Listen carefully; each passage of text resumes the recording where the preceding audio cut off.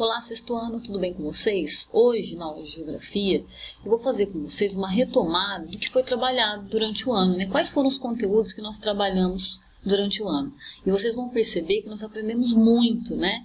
E que a partir de todo esse conhecimento, de toda essa bagagem, nós passamos a ter um olhar muito mais geográfico para tudo que nós observamos ao nosso redor. Então, o que foi trabalhado no início do ano? Então, o que aprendemos em geografia? No início do ano, nós aprendemos alguns conceitos relacionados à geografia. O que é essa ciência? Qual a importância da paisagem, da análise da paisagem para a geografia? O que é o espaço geográfico? Quais são os elementos visíveis e invisíveis do espaço? Nós falamos dos elementos naturais, dos elementos culturais do espaço geográfico. Depois, nós partimos para a orientação. Nós falamos dos pontos cardeais, colaterais, subcolaterais, aprendemos até elaborar uma bússola, então trabalhamos toda a questão da orientação. Depois partimos para a localização, trabalhamos o que seriam as coordenadas geográficas, que é uma rede de paralelos e meridianos que nos permite localizar com exatidão qualquer ponto na superfície terrestre. Falamos do GPS, que é o Sistema de Posicionamento Global, que nos permite localizar de forma precisa no globo, facilitando muito a vida de quem vive nas grandes cidades e mesmo de quem se perde em qualquer ponto do planeta, consegue se achar através do GPS. Depois nós falamos dos mapas, nós falamos da cartografia, que é a ciência que interpreta e elabora mapas. Então nós falamos dos elementos principais de um mapa, da escala, falamos do título que é necessário, a legenda, as coordenadas, a fonte, então tudo aquilo que é importante no mapa. Falamos da diferença de um croquis, uma planta e um mapa, então foram muitos assuntos relacionados à cartografia. Depois nós partimos para a astronomia, então dentro de astronomia nós vimos os movimentos que a Terra realiza no espaço, quais são as interferências desses movimentos para a vida nossa aqui, nosso cotidiano. Falamos das estações do ano, as fases da Lua, eclipse, falamos de afélio, periélio, solstício, equinócio, então foram vários conceitos trabalhados aí, Depois nós falamos um pouco o que seria a biosfera, Então a biosfera é a vida na Terra. E para que haja vida na Terra é necessário terra, que seria a litosfera, o ar, que é a atmosfera, e a água, que é a hidrosfera. E aí nós começamos a partir da litosfera, começamos a trabalhar o que é a litosfera, que seria a crosta terrestre. E aí na litosfera nós trabalhamos a estrutura interna da Terra, trabalhamos o que são placas tectônicas, por que elas se movimentam, falamos dos terremotos, dos tsunamis, os vulcanismos. A partir daí nós trabalhamos os agentes endógenos e exógenos, que formam a estrutura da Terra. Então os endógenos são internos e exógenos os externos. Ainda dentro dos agentes endógenos, que formam a Terra, nós falamos dos tipos de rocha. Falamos da rocha magmática, rocha metamórfica. Dentro dos processos exógenos, externos, falamos também das rochas sedimentares, que são formadas pelo acúmulo de sedimentos. Então falamos aí do ciclo das rochas, dentro dessa questão da litosfera. Trabalhamos também o solo, o que é um solo fértil, o que é um solo infértil. Falamos também do perfil de solos, horizontes do solo.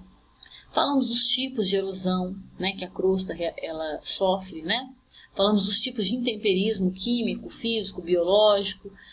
Então, os intemperismos, eles acabam gerando fraturas nas rochas e a erosão ela vai transportar esse material. Então, existe erosão do rio, que é a fluvial, existe erosão da chuva, que é pluvial, a do mar, marítima, a do vento, a eólica, existe a ação do ser humano, que acelera o processo erosivo, a erosão glacial. E depois nós trabalhamos o relevo terrestre, as diversas formas do relevo. Então, tudo isso dentro da litosfera. Esses são alguns assuntos trabalhados, Então, alguns temas principais dentro de litosfera. Depois de falar de litosfera, nós falamos então da água, da hidrosfera. Percebam que são vários conceitos aí. Esses conceitos são importantes para os anos posteriores, Para o sétimo, para o oitavo, para o nono ano. Então, nós vimos depois a hidrosfera. Então, a hidrosfera seria toda a água da superfície.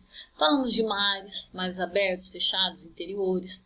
Falamos dos oceanos da Terra, as águas continentais, a porcentagem de água potável no planeta, que é pouca em relação à água salgada que tem no planeta. Falamos das geleiras. Falamos dos aquíferos, né, que corresponde às águas dos lençóis freáticos e lençóis artesianos. Falamos dos principais aquíferos do Brasil. E aí, por fim, falamos da atmosfera, né? E na atmosfera nós conceituamos o que é tempo, o que é clima. Falamos dos elementos, né, do clima, que seria precipitação, umidade, pressão atmosférica, ventos. Falamos também dos fatores do clima, que são aqueles que vão interferir na temperatura e na formação do clima, como altitude, latitude, correntes marítimas, né? Falamos de massas de ar, a própria vegetação também é um fator do clima, né, que interfere na umidade do ar. Depois nós falamos dos tipos de clima, né? Estudamos o que é um climograma, como avaliar um climograma, fizemos um climograma e trabalhamos os vários tipos de clima do mundo. Então, para finalizar, nós vamos falar da união dessas três, né? Da união da litosfera, da hidrosfera e da atmosfera, que é então a biosfera, que é o nosso último conteúdo. Então, para finalizar, né, eu vou revisar aqui um pouco sobre a biosfera, que foi o nosso último conteúdo. Então, o que é biosfera? Biosfera é o conjunto dos seres vivos e dos fatores do ambiente com os quais eles interagem. Cada fenômeno se relaciona com os demais. Então, a biosfera é a vida na Terra. E a existência da vida depende de vários fatores. Depende do Sol, depende do ar, depende da água, depende da terra. Então, a biosfera é a soma de todos os ecossistemas que existem na superfície terrestre, né? Então, o que são os ecossistemas? Ecossistemas é a interação entre os seres vivos que vivem no ambiente. É a interação dos seres vivos com o ambiente em que eles vivem, né? Isso é ecossistema. E o que é o bioma? O bioma é o conjunto de ecossistemas que possui várias características comuns. Então, é um conjunto de vital de importância, né, para a constituição do planeta, formado por um agrupamento de tipos de vegetação contíguos e identificáveis em escala regional. Então, por exemplo, nós temos o bioma da tundra, da taiga, né? Nós temos o bioma da floresta tropical, das pradarias, das savanas, é o que nós falaremos daqui a pouco. Tá? Então, um bioma seria um conjunto de ecossistemas. Né? São vários ecossistemas, ou seja, são várias formas de vida que se interagem.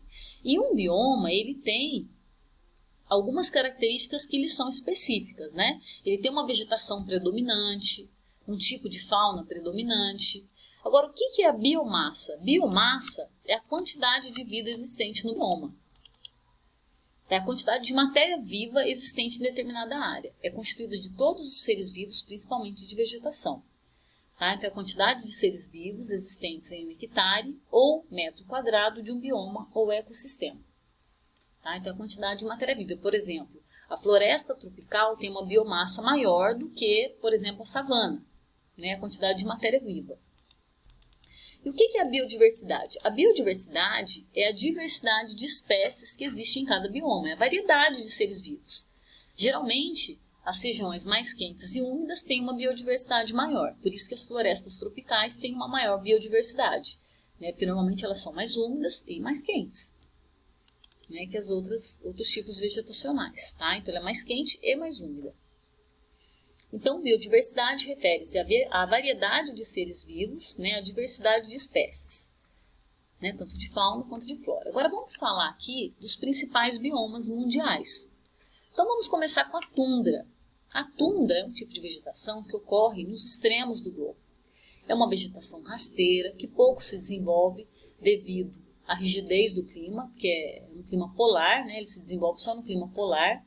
O solo descongela-se parcialmente na época do verão polar e permite o desenvolvimento desse tipo de vegetação que não cresce muito, né? Formado por musgos, líquens, gramas e ervas.